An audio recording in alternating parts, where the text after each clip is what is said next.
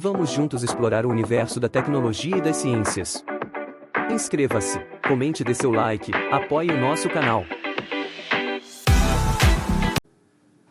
Vamos lá, codificadores. Bora aprender mais uma de Python?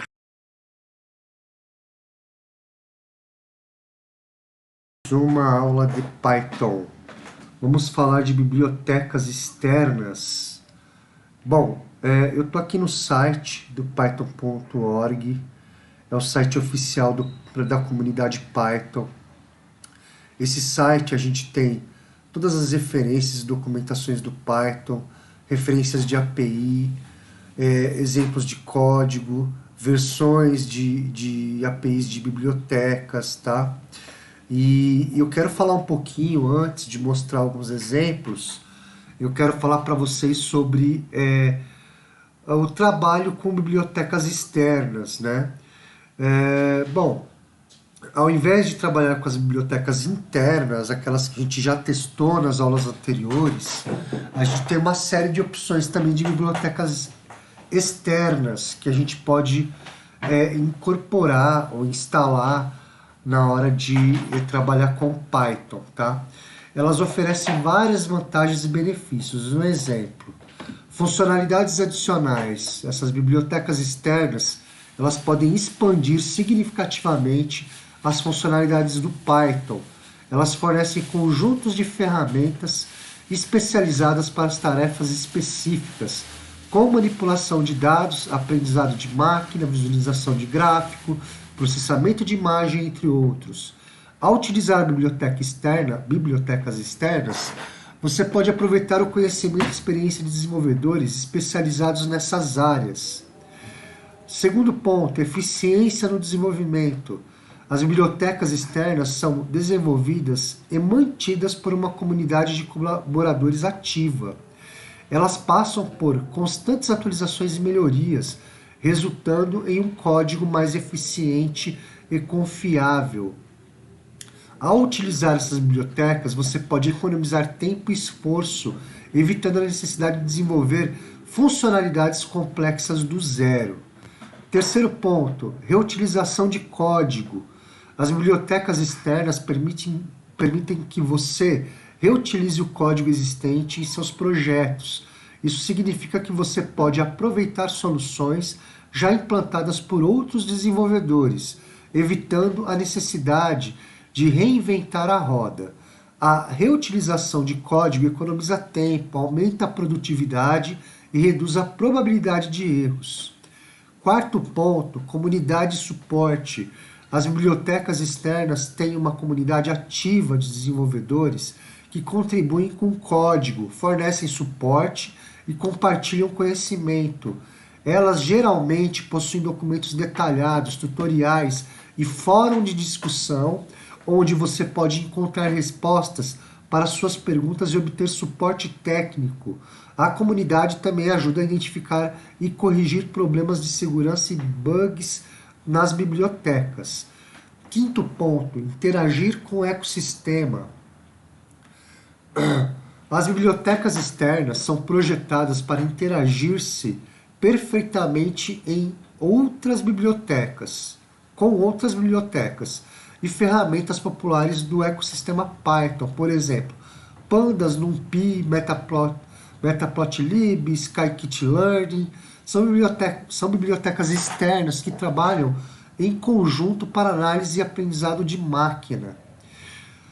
Ao utilizar bibliotecas externas, você pode se beneficiar do ecossistemas estabelecidos e obter uma melhor integração com outras ferramentas. No entanto, também há algumas considerações ao trabalhar com bibliotecas externas. Primeira, dependência. A biblioteca externa pode ter suas próprias dependências, ou seja, outras bibliotecas que precisem ser instaladas para que funcionem corretamente. Isso requer gerenciamento adequado das dependências e garantia de compatibilidade entre as versões da biblioteca utilizada.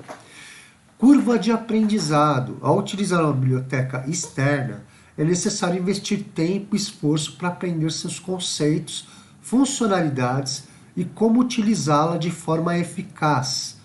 Cada biblioteca tem sua própria sintaxe e paradigma de programação, o que pode exigir um tempo de adaptação. Em resumo, trabalhar com bibliotecas externas ao invés de bibliotecas internas do Python oferece uma ampla gama de recursos e funcionalidades adicionais, maior eficiência no desenvolvimento, reutilização de código, suporte da comunidade e integração. Vamos falar também das APIs, tá? Muita gente confunde que APIs e bibliotecas, né? Tem uma diferença grande, né? As APIs, interface de programação de aplicativos e bibliotecas, são termos relacionados à programação, mas têm significados diferentes. Uma API é uma interface que define as interações entre diferentes softwares. Ela especifica como os componentes de software devem se comunicar e interagir entre si. As APIs definem um conjunto de metadados, funções, protocolos e estrutura de dados que podem ser utilizados para acessar recursos ou funcionalidades específicas de um sistema, serviço ou biblioteca. As APIs são usadas para permitir a integração de sistemas, permitindo que aplicativos diferentes se comuniquem e compartilham informações de maneiras padronizadas. Elas fornecem uma maneira de interagir com o software ou serviço sem precisar conhecer os detalhes internos de sua implementação. Enquanto que uma biblioteca, por outro lado, é um conjunto de código pré-escrito que oferece funcionalidades específicas para facilitar o desenvolvimento de software. Ela é composta por um conjunto de módulos, classes, funções e objetos que podem ser reutilizados em diferentes projetos. As bibliotecas são projetadas para fornecer um conjunto de ferramentas e recursos para resolver problemas comuns de programação.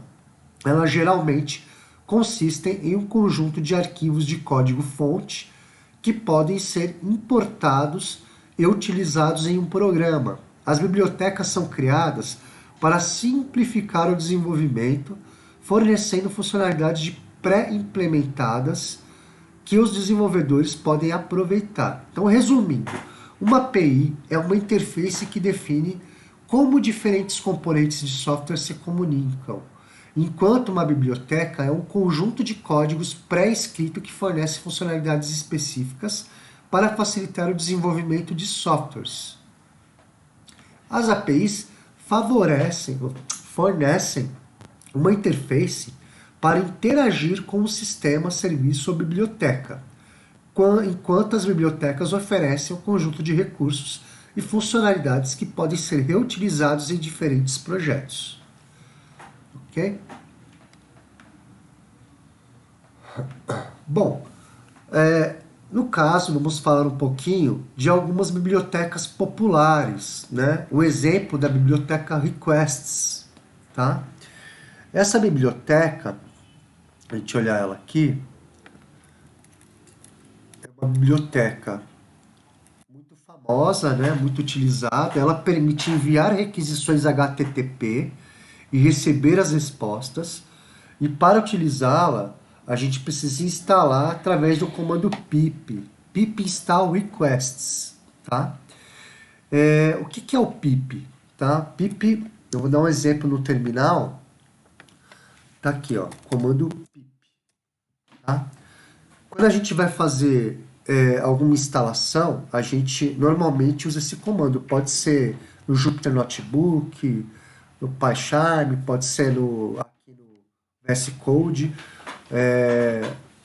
Utilizando Python, o comando pip não só faz instalação, mas como você pode fazer atualização de versões, você pode avaliar versões, fazer freeze, tem uma série de comandos. Vamos explicar um pouquinho o que é o pip, tá? É uma ferramenta de linha de comando, CLI, a gente nomeia isso como CLI, linha de comando, tá? Cliente. Em Python, usada para instalar e gerenciar pacotes adicionais, entre parênteses, bibliotecas, que são os pacotes adicionais. que não fazem parte da biblioteca padrão do Python. Então, assim, o nome pip é um acrônimo recursivo que significa pip installs packages, tá? Pip instala pacotes, em português. O pip é um sistema padrão de gerenciamento de pacotes do Python e permite que os desenvolvedores instalem, atualizem e desinstalem pacotes de uma maneira fácil e conveniente. Com o pip, você pode instalar pacotes diretamente do Python Package Index, que é o PyP, que é um repositório público que hospeda milhares de pacotes Python de código aberto. Ok? Esse diretório de pacotes, se a gente for aqui no site, ó, tá aqui, ó, PyP, tá? Então tem essa opção do PyP. E se você procurar qualquer biblioteca aqui, por exemplo, vamos procurar requests. Ele vai te dar aqui todas as versões de requests. E se tiver alguma outra biblioteca que tenha requests no nome, ele vai dar, tá? Então vamos entrar no exemplo dessa versão. Ó, Python HTTP for Humans. Então é um exemplo de uma das versões. Normalmente eles gravam todas as versões que existem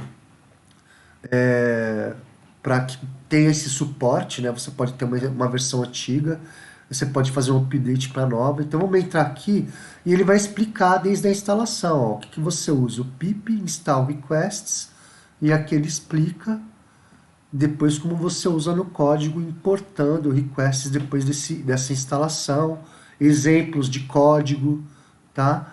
Então ele vai mostrar aqui, ó, como que é a avaliação. Se quiser traduzir em português, traduzir na página aqui, ó, as solicitações estão disponíveis no PyP, ó. Então, na linha de comando, né? Na linha de comando que a gente tem lá, a gente coloca esses comandos de instalação e ele vai efetuar a instalação. Pip install requests, tá? Tem alguns outros parâmetros que podem ser usados junto, tá? Mas aqui ele explica tudo. E se a gente entrar aqui em parte de develops, status, environment, licenças ou versões aqui, ó, de programação, a gente vai ter exemplos de código, muitos exemplos que são utilizados para esse tipo de para essa biblioteca, tá? Então você vier em documentação, você vai ver aqui que tem vários exemplos, não? Um GET, né? Uma requisição HTTP para o GitHub com usuário e senha, né? Então tem vários exemplos aqui que eles vão mostrando, ok? Então só um exemplo aqui, vamos voltar. Então todas as bibliotecas a gente consegue pesquisar aqui, e aqui esse cara dá um suporte ao comando pip que a gente usa no terminal de comando, tá? Então ele vem, faz a requisição através do terminal de comando com a instalação nome da biblioteca, ele vem aqui no site e baixa isso dentro da nossa versão de programação lá.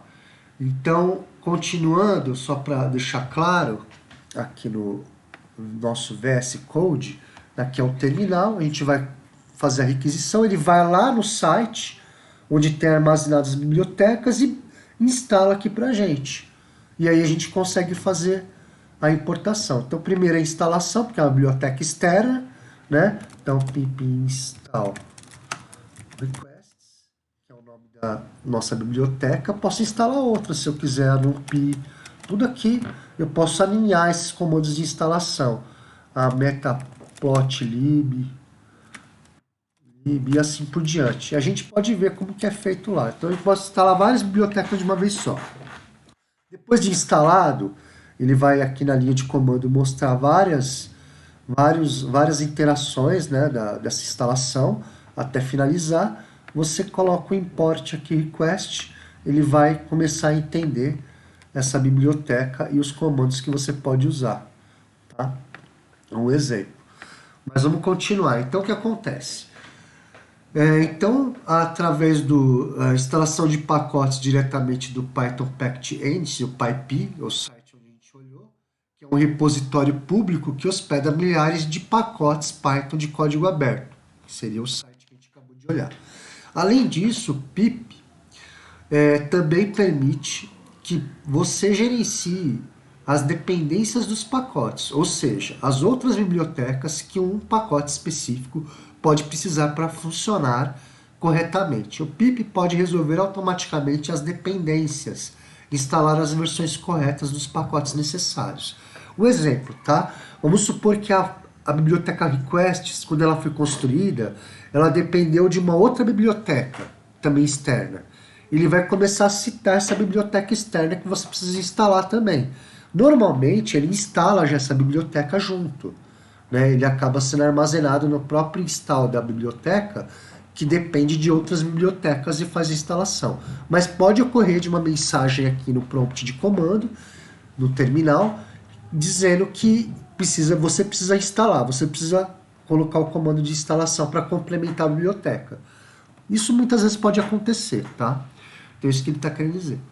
Bom, a sintaxe básica para usar o pip é executar, tem muita gente que fala pipe, pip, tanto faz. É executar o comando pip seguido de uma ação, como install, uninstall ou freeze, né? Install para instalar, uninstall desinstala e o freeze lista pacotes instalados. Então a gente pode aqui dar um exemplo, ó, pip install requests. Eu já tenho instalado, então ele vai mostrar para mim que já tem, ele vai dar a resposta que já tem essa instalação. Às vezes demora um pouquinho, tá vendo? Já está satisfeito, né? Tá dando aqui todas essas linhas de comando da instalação, dizendo que a maioria das opções requeridas já estão instaladas. E ele me dá um exemplo aqui, se eu quiser fazer um upgrade, né? Atualizar minha versão. Então eu posso vir aqui e colocar assim, ó. Pip install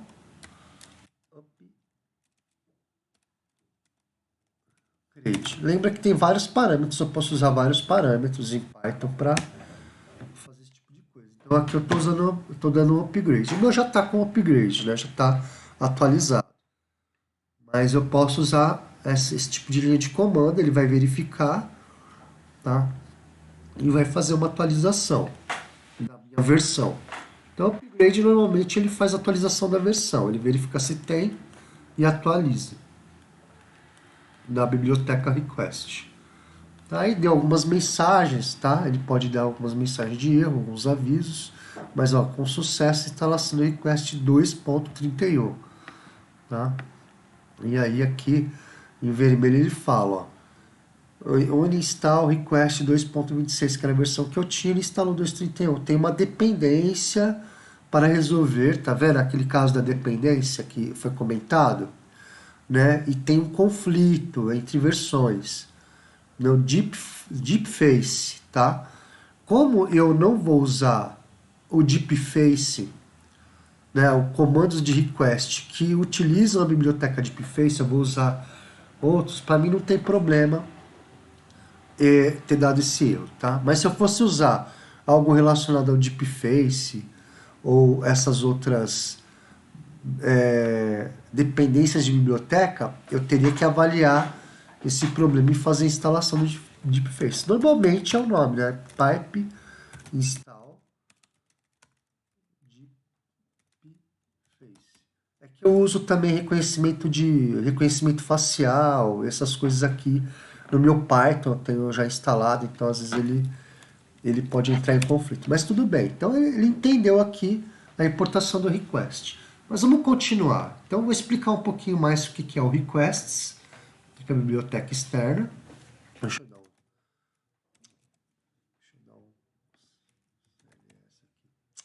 CLS para limpar a tela, ok?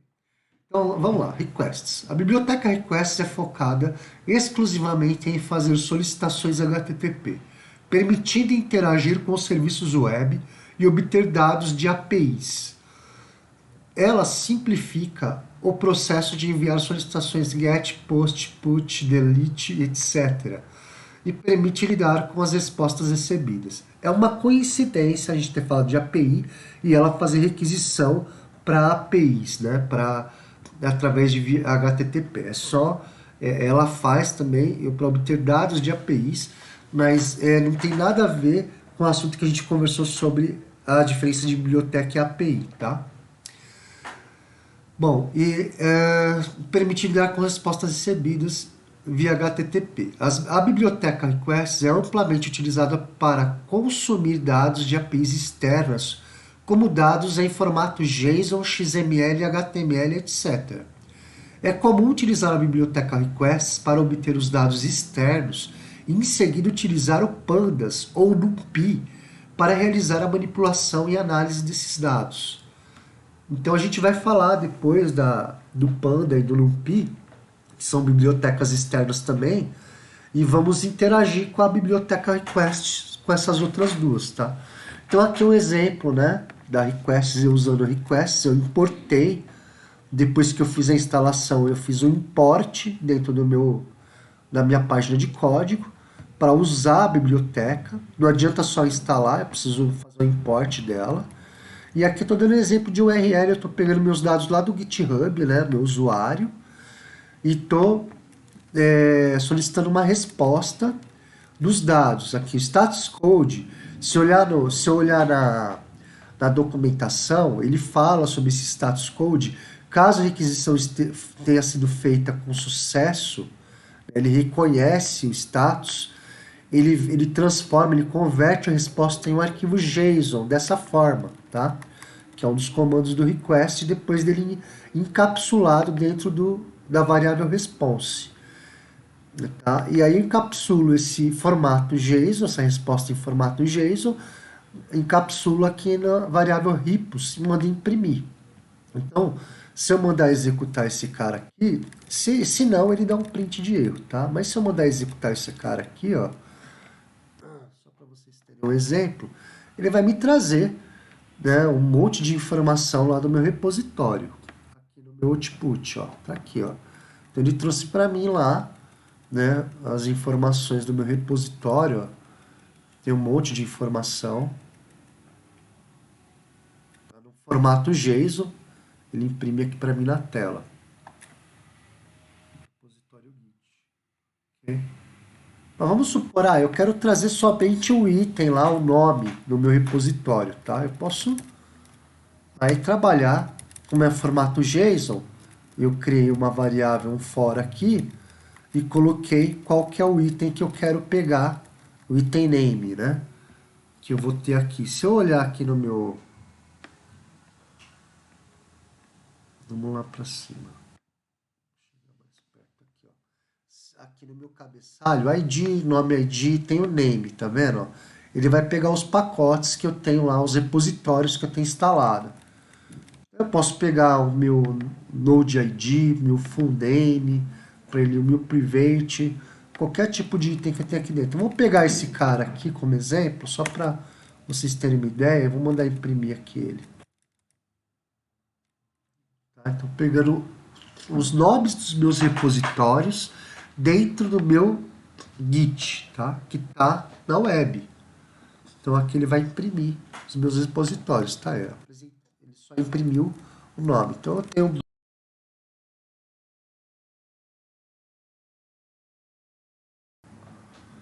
Bom, e aí, entrando aqui em outras bibliotecas, a gente acabou de ver a requests, né? A mesma coisa funciona para outras, né? O exemplo aqui a gente vai também olhar a biblioteca do Pandas, da NumPy, só para explicar um pouquinho. A biblioteca do Pandas é uma biblioteca de código aberto que oferece estrutura de dados de alto desempenho e ferramentas de análise de dados fáceis de usar. Ele fornece a estrutura DataFrame, que é uma estrutura de dados bidimensional tabular que organiza os dados em linhas e colunas. O Panda é construído sobre o NumPy e oferece recursos avançados para filtrar, transformar, agrupar e analisar dados. As principais características são: DataFrame permite a manipulação flexível de dados estruturados. a manipulação de dados, que oferece recursos para filtrar, selecionar, transformar e agregar. A limpeza dos dados, que facilita a remoção de valores ausentes, tratamento de dados duplicados e lidar com erros dos dados. É a integração com outras bibliotecas. Pode ser facilmente combinado com outras bibliotecas de análise de dados, como a Matplotlib e a Scikit-Learn. Tá? Bom, também o Panda, ele possui uma função específica para cada tipo de arquivo. A gente pode usar o head CSV para CSV e o head Excel para Excel como exemplo. Tá? Aqui no caso a gente está fazendo uma leitura de um CSV que eu tenho aqui na minha pasta de aulas, dados.csv, tá? E só explicando novamente, no site oficial do Python, a gente vindo em PyPy, se quiser pesquisar também a respeito da biblioteca, a gente pode vir aqui, ele vai me trazer toda a referência que tem como biblioteca de pandas. Tá? Então, eu tenho vários tipos de biblioteca, mas tem uma específica que mexe com estrutura de análise de dados, exemplo essa aqui. Tá? Tem várias versões, ele fala de todas as versões, atualizações, explica sobre a biblioteca, tem uma documentação, tem casos de uso, tem exemplos, tá? Da mesma forma que a gente teve no Requests. Vocês podem pesquisar aqui também, tá? Então aqui a gente vai usar um exemplo do Pandas para pegar a minha informação, o meu dado que está no CSV, o dado CSV, só que vamos colocar aqui, só para vocês entenderem, vamos colocar sem o encode e o delimitador, tá? Só para vocês entenderem.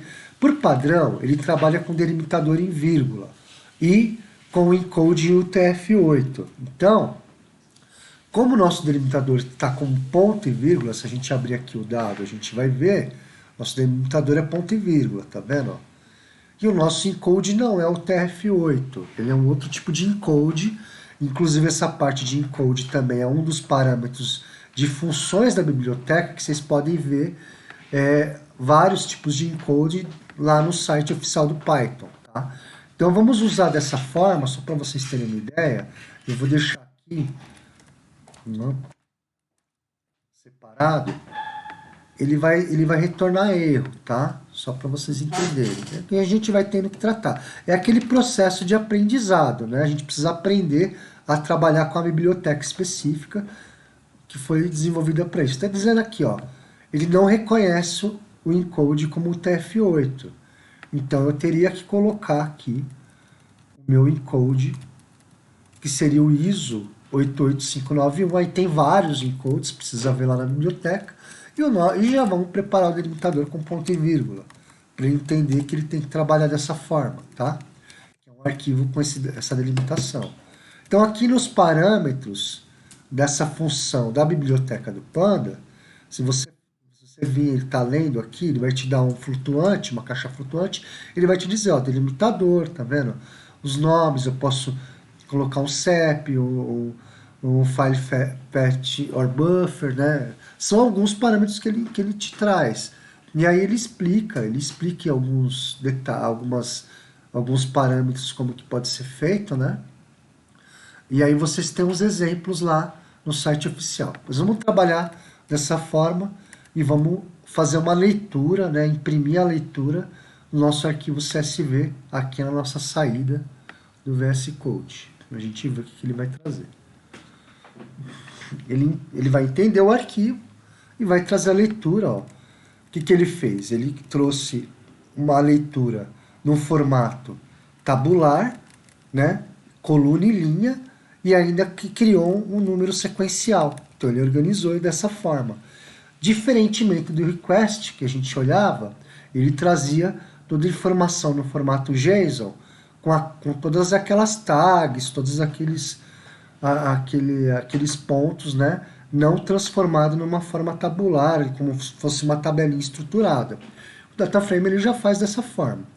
Outras funções do Panda que eu posso usar como a média, tá? Eu posso usar também para identificar valores acima de 10, que estejam acima de 10. Então, eu tenho outras funcionalidades da biblioteca que eu posso também aplicar aqui. Então, vamos imprimir aqui trazendo a média e os valores acima de 10. Aqui ele sempre vai trazer em torno de 5 linhas, tá? Como exemplo.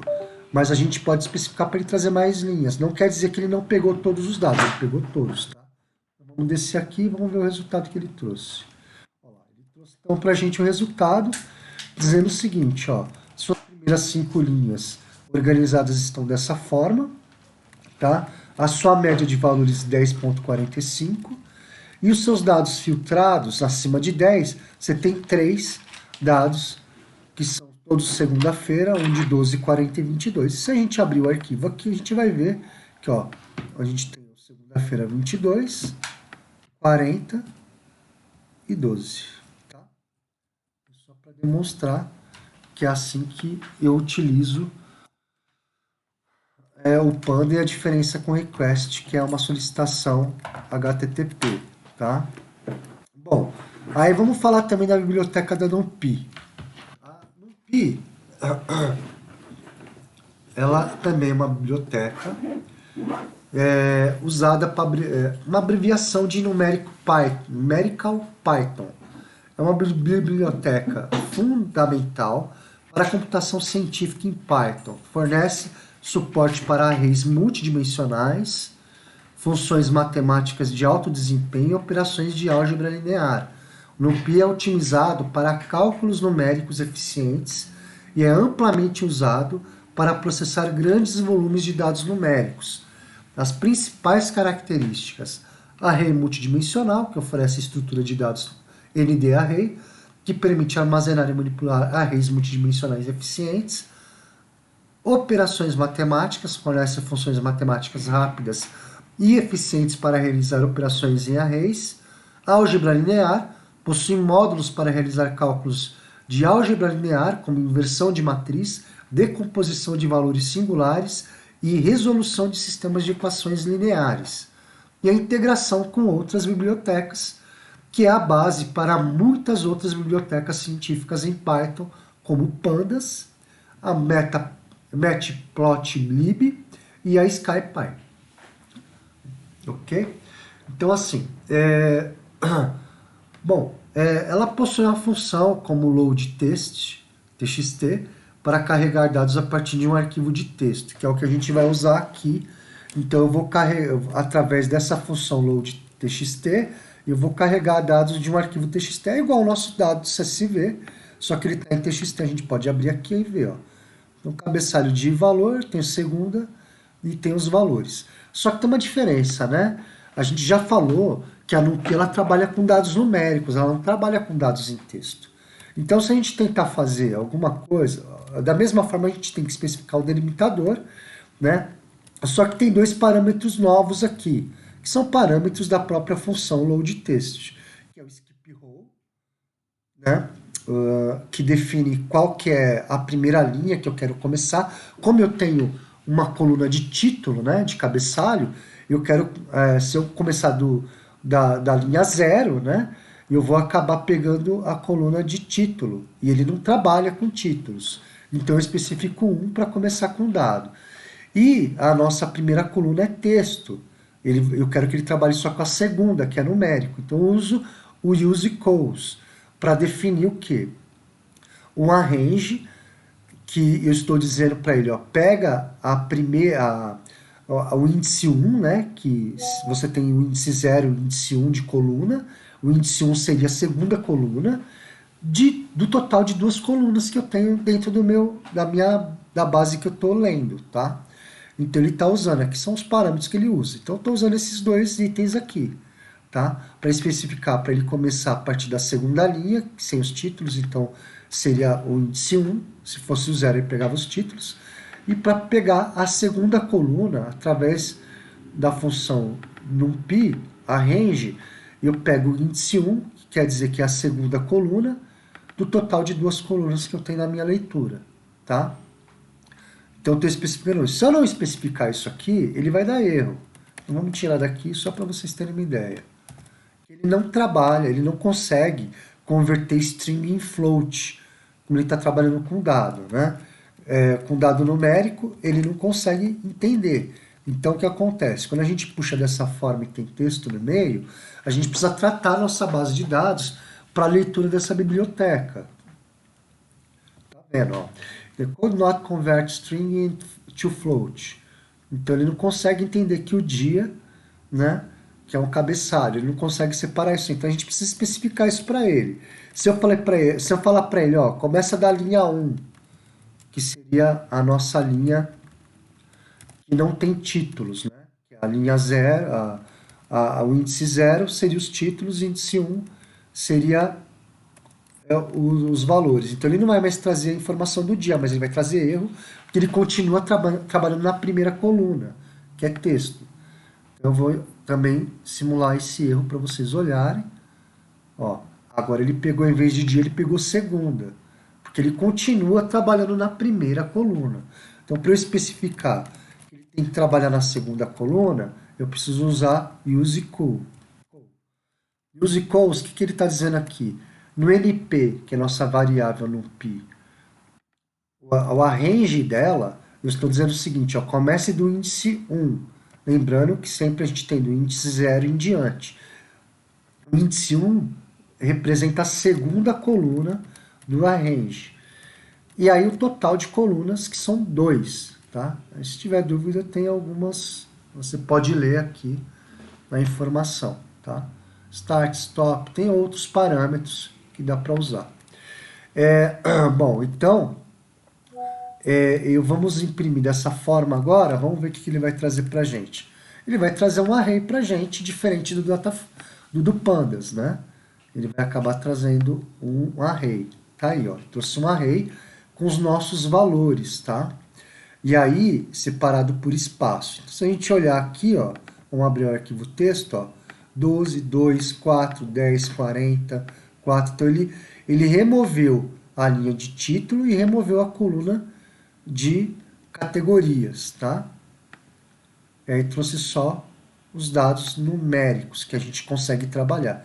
E aí, o que eu quero fazer? Eu quero que ele me faça uma soma do total, onde ele pode usar... Lembra que ele já vem com uma série de funções para trabalhar com dados numéricos, inclusive o sum e a média, a soma e a média, que a gente pode usar aqui.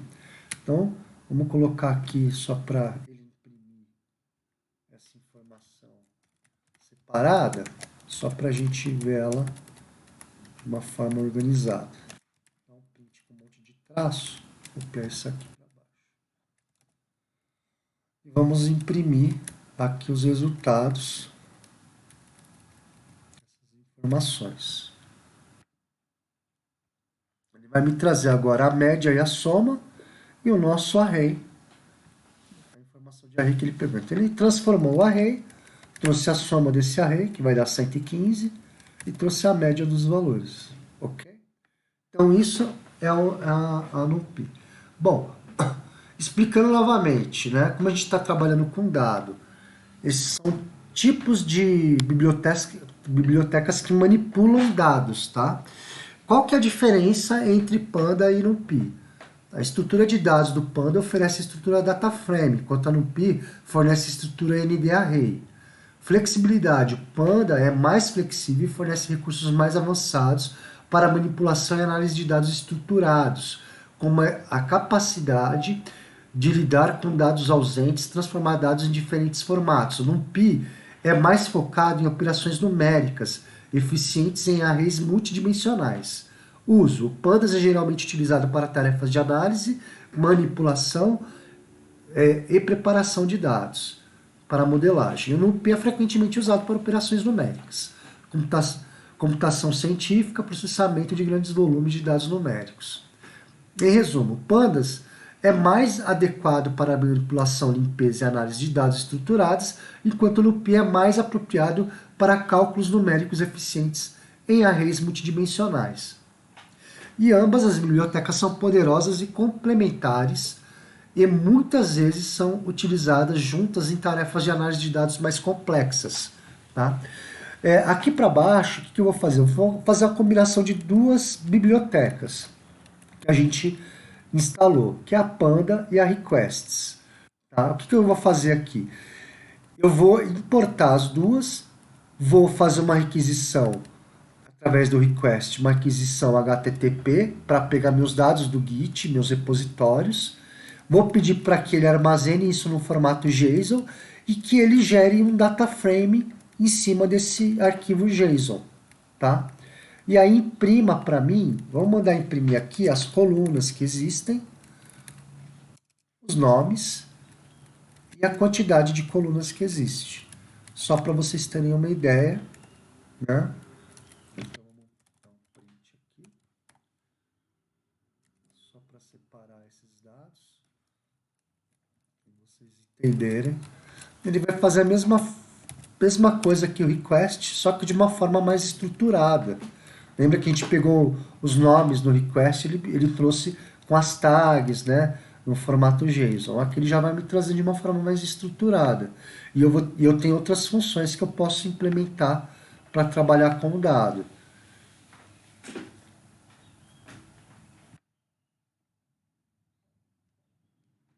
Aí ele trouxe para a gente, ó, o que ele fez?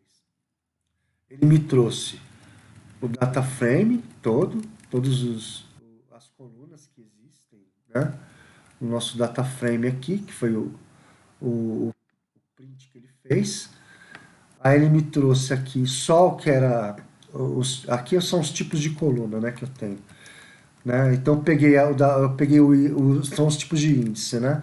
Aqui eu peguei só o índice relacionado ao nome do repositório, então ele já numerou, tá vendo? Ó?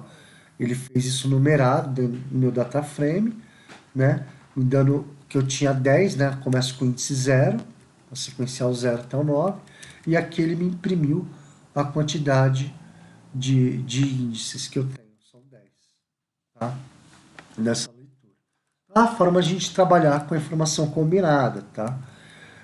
A NumPy eu poderia fazer a mesma coisa, só que lembrando, eu não tenho dados numéricos na minha base de requisição, então eu não vou conseguir fazer com que ele entenda a leitura de arquivo de dados que estão em texto. Então eu precisaria tratar ou ter alguma informação numérica para ele poder trazer, tá? Mas é da mesma forma, o trabalho funciona da mesma forma para você combinar, e aí você tem que avaliar os dados que você tem, né? Delimitador, o tipo de encode que o dado usa, se tem as informações, qual a nomenclatura para chamada, e aí combinar esses dados e trazer eles de uma forma inteligente, aí combinando as bibliotecas. Ok? Vamos falar de outras bibliotecas para trabalhar com dados estruturados e não estruturados. Os dados que a gente fala, a gente chama NoSQL, né? Então vamos falar da biblioteca SQL Alchemy, que é uma biblioteca para você acessar dados estruturados de um banco de dados usando o ANSI do SQL. Tá? Explicando um pouquinho sobre a SQL Alchemy, que é uma biblioteca, uma API também, né? Conhecida como API, uma biblioteca de Python popular para trabalhar com bancos de dados relacionais. Ele fornece uma interface abstrata para interagir com diferentes bancos de dados e permite executar comandos e consultas SQL, bem como manipular dados. Você pode buscar os dados do banco de dados e convertê-los em matrizes para processamento adicional. E é isso que eu estou mostrando aqui para vocês. De uma forma bem simples, o que ele vai fazer? A partir do momento que a gente deu um pip install lá, instalou, né, a biblioteca, um exemplo que a gente pode pegar aqui, né, SQL no portal Alchemy. Também vai ter o exemplo, né, no org do Python. E aí a gente tem aqui, ó, abstração de libraries em databases, né? Então aqui tem a forma de instalar, pip install SQL Alchemy, tá? E aqui a documentação, inclusive tem exemplos, né? Se a gente precisar da mesma forma que os demais, tá? Explicando o que ela é, o que ela faz e coisas do tipo. Tá? Vamos tentar entrar aqui nessa parte de documentação e ele vai explicar aqui todo tipo documentação que ele tem, né? Que questões suplementares, glossário, né? Documentação. Tem muitos casos de exemplo, também precisa dar uma pesquisada aqui no site oficial, que ele redireciona para essa biblioteca, para vocês entenderem melhor como funciona. Mas assim, explicando um exemplo simples, eu não tenho instalado nenhum banco de dados na minha máquina, então não vou conseguir mostrar isso funcionando para vocês, mas de um exemplo simples, que eu já usei em clientes, vocês podem criar, vocês vão importar, né, fazer através da SQL Alchemy, faz a importação do Create Engine, que é uma das funções dele, para que você possa pegar e acessar o banco de dados. Então você tem que ter aqui uma MySQL, aqui o banco de dados, usuário e senha, com o servidor do banco de dados e o nome do banco de dados. Você vai colocar esse caminho, e aqui com essa conexão, você vai executar um comando SQL. Aqui no caso eu estou selecionando duas colunas de uma tabela dessa conexão que eu acabei de criar. Então criei a conexão, abro a conexão, né? Gerando aqui um comando SQL, pode ser um select, um update, insert, depende do acesso que você tem, tá? E aqui eu estou jogando a informação para dentro de uma variável, uma matriz de dados, e imprimindo ela. Uma forma bem simples. Então eu trouxe a informação para cá, selecionando através do ANSI do SQL, duas colunas de uma tabela, gravei numa matriz de dados aqui no Python e imprimi ela, tá? De uma forma muito simples, a forma de se conectar com o banco de dados e trazer os dados SQL para Python e aí começar a trabalhar com esses dados, ok? E aí a gente tem também uma outra biblioteca aqui mais para baixo. Eu também não vou conseguir executar para vocês porque eu não tenho MongoDB, tá? Mas também é uma biblioteca que trabalha com dados, só que dados NoSQL, quer dizer, não SQL. Vocês conseguem trabalhar com dados não estruturados. Um exemplo de documentos, tá? Eu vou explicar um pouquinho. Bom, se você estiver trabalhando com banco de dados MongoDB, que essa biblioteca trabalha com esse tipo de banco de dados, a gente pode usar a biblioteca PyMongo para manipular dados, tá? Ela permite realizar operações de consulta, inserção, atualização e exclusão em banco de dados MongoDB. O que é o MongoDB? Tá? Aqui a gente não vai falar sobre banco de dados, né? Mas vamos explicar. O MongoDB é um banco de dados NoSQL, não relacional, amplamente utilizado para armazenar, gerenciar e consultar dados. Ele difere dos bancos de dados relacionais tradicionais, como o MySQL e o PostgreSQL, em sua estrutura e abordagem de armazenamento de dados. Ele armazena dados em um formato flexível chamado BYSON, binário do JSON, que é uma representação binária do formato JSON. Isso permite que os dados sejam armazenados de forma hierárquica e semelhante a documentos, em vez de tabelas relacionais. E cada documento é uma unidade independente de dados. Eles podem variar em estrutura, o que significa que diferentes documentos da mesma coleção podem ter campos diferentes. Então, as principais características do MongoDB é escalabilidade. A gente consegue trabalhar com um número gigantesco de dados, né? Hoje a gente está na era do Big Data, então ele é muito utilizado, inclusive por cientistas de dados. Então é conhecido por sua capacidade de escalabilidade horizontal, que significa que ele pode lidar com grandes quantidades de dados distribuídos em vários servidores. Ele oferece recursos de replicação e balanceamento de carga para suportar sistemas de alto tráfego e exigências de escalabilidade. Segundo ponto, consultas flexíveis. O MongoDB suporta consultas ricas e flexíveis, permitindo recuperar dados de acordo com critérios complexos, Ele utiliza uma linguagem de consulta poderosa chamada Mongo Query Language, MQL, que permite realizar operações como filtragem, projeção, ordenação e agregação. Terceiro ponto é indexação. O Mongo suporta a criação de índices para melhorar o desempenho das consultas.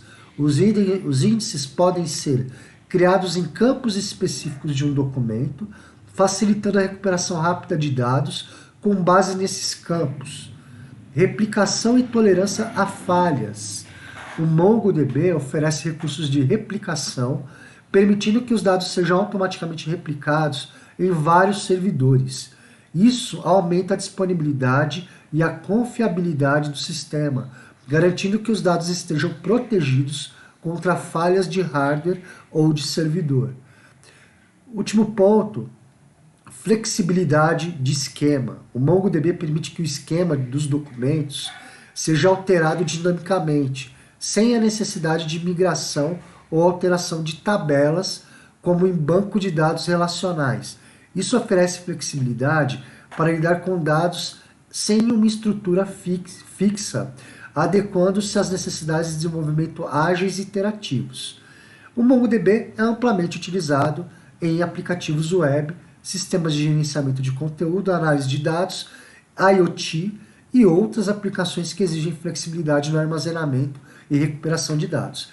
Ele fornece uma alternativa ao módulo relacional tradicional e permite a construção de sistemas escaláveis e flexíveis. Então aqui é um exemplo de uma biblioteca que a gente pode trabalhar com o MongoDB, que é um banco de dados NoSQL. Tá? Então vamos dar uma olhada lá no site oficial do Python, nessa biblioteca PyMongo.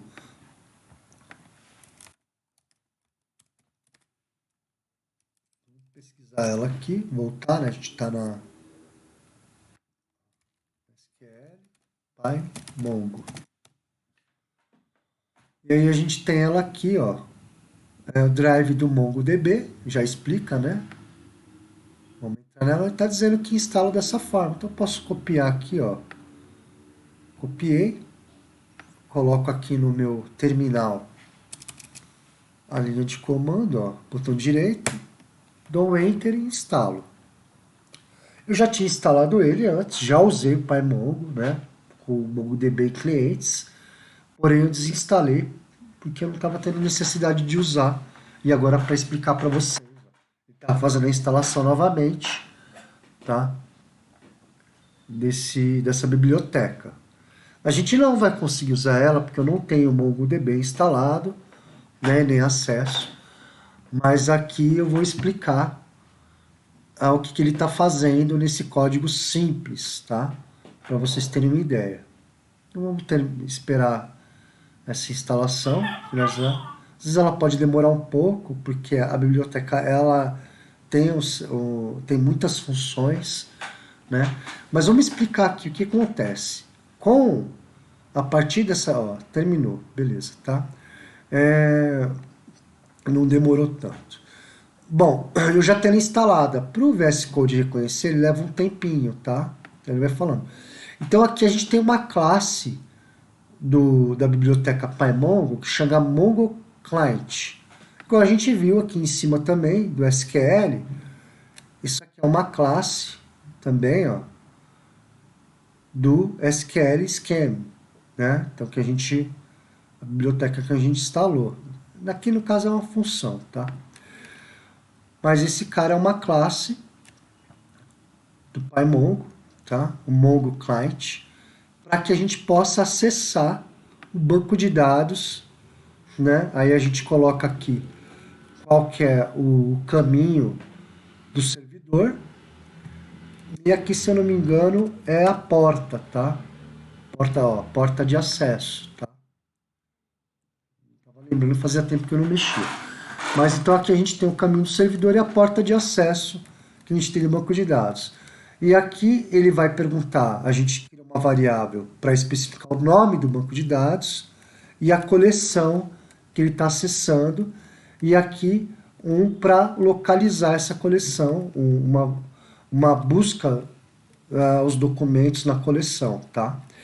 E aqui eu estou armazenando em uma matriz de dados em Python, né, a lista desses documentos que eu localizei dentro do banco de dados, né, uma determinada coleção, dentro desse banco de dados no MongoDB. Tá vendo que aqui já ficou verdinho? Porque ele já reconhece agora a biblioteca e a função.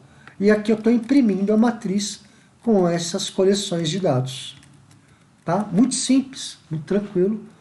E a gente consegue trabalhar no Python trazendo essas informações ou acessando os dados lá no banco, no banco de dados Mongo, né? Que é NoSQL, tá? Então, na forma de trabalhar estruturado e não estruturado, a gente tem essas duas bibliotecas poderosas para acessar os bancos de dados e a gente trazer as informações para trabalhar aqui em Python, ok?